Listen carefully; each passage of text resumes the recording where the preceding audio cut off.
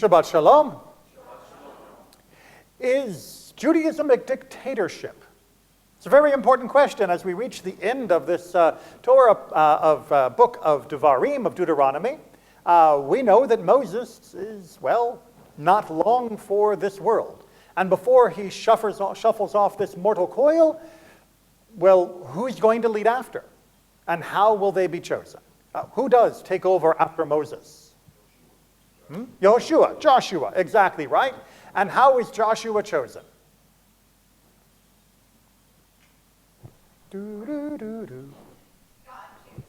God chooses him. God says, you know what, Yoshua ben Nun, he's your man to take over after you. Moses places his hands upon him, transfers some of his spirit to him, and then leaves to be buried. That doesn't sound like a democracy to me. That sounds like, handing it from one dictator to the next dictator. And let's not forget, it was only a few weeks ago that we read about Korach, about the little group of people that thought maybe there should be a little more sharing of the power, that the earth opened up and swallowed them. Does this mean that Judaism is then a dictatorship? It is in favor of having a totalitarian, theocratic government that is established by God's divine creed? Well, not exactly. Not exactly. Even when we get to the kingship that comes much later on, as we learn very importantly from the first king, Saul, if God doesn't like you, that doesn't mean you're going to actually have the ability to rule or a kingdom to rule over. So there is still a level of control upon the king that keeps them very much in check. And as we see from the life of David, the people have a lot to say about the kingship as well. But going back, who took over after Joshua? Well, the prophets and the judges, kind of. But the fact that we struggle to figure this out is indicative of the transition that happens with the passing of Joshua, where now those who will be in charge, well, the actual people in charge are chosen by the nation. When the nation needs a leader, they will turn to Devorah, who is a prophet and a judge. They will turn to Barak, who works with her. They will turn to Gideon. They will turn to, in their own way, towards Samson. The people are looking for leadership. And sometimes they find it in beauty and nobility and intelligence, like Devorah. Sometimes very much the opposite of that in Yiftach or in Samson. But ultimately, the period of the Shoftim is governed by popular acclaim. It is a soft form of democracy, if you will. The people are not in charge because God has divinely shone a beam of light upon them that they get to be in charge. The nation has to accept them. And in fact, the nation often doesn't accept them, or doesn't accept a successor, and thus begins to wander off in other directions again. It is up to the people to decide who their leaders will be. Now, it doesn't mean that those decisions are consequence-free. Pick the wrong leader and things go badly, as we see time and time again throughout this whole section of Torah. Out of Tanakh. We've got good leaders in Torah. But once it gets a little more up to us, it gets a little iffy. And you might be thinking then, well, why didn't God just always make God's will known of who was supposed to be in charge? Why not have that heavenly beam of light come down and show us who it should be? Draw lots, something, short straw. There should be some way for God to make God's will known. I mean, we have the Hosh and Mishpat, the breastpiece, which has the Urim and Tumim that allows us to make sense of God's will, to divine it. Why are we not using this? Why are we just waiting to see what the people want? Yeah, why are we? Well, because it turns out that to rule without the consent of the governed doesn't work out all that well. It wasn't bad when we were a small clan and we had somebody that was universally acknowledged as God's chosen because, well, everything that had been seen. But that is an unsustainable model for how you are going to administer yourself. There needs to be consent among those who are being governed, or else it is a dictatorship And dictatorships are, by their very nature, corrosive because they must use power and despotism to secure their continued existence. And, well, that does tend to have a bad effect on the relationship of everybody inside of that community. So we need to make sure that people know that they are okay with whoever it is that is in charge. Which is why it is very powerful that we are having our installation Shabbat tomorrow morning. This is a very long introduction to that commercial.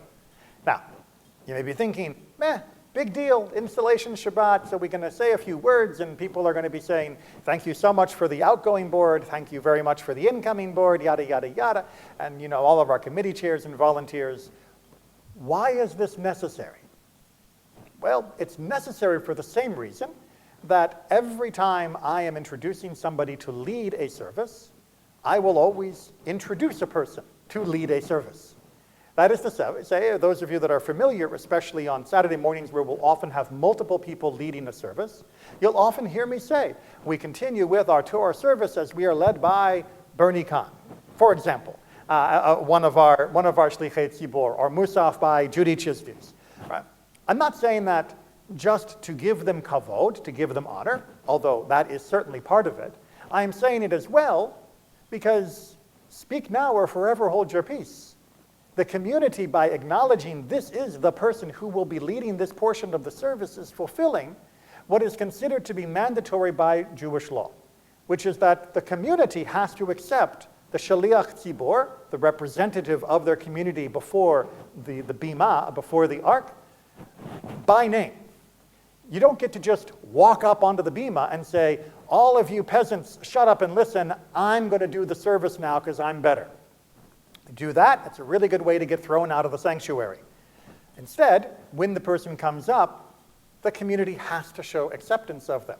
So by formally announcing this person as our shaliach or shlichat tzibur, I am formally telling you, this is who it is unless I hear otherwise. And thankfully, for the last 14 years, I've never heard otherwise here at Temple Israel. No one has ever objected. But that is the implicit contract that exists for our congregation. I know it often feels like, oh, well, the rabbi runs the congregation, or we have office staff for taking care of things at the congregation.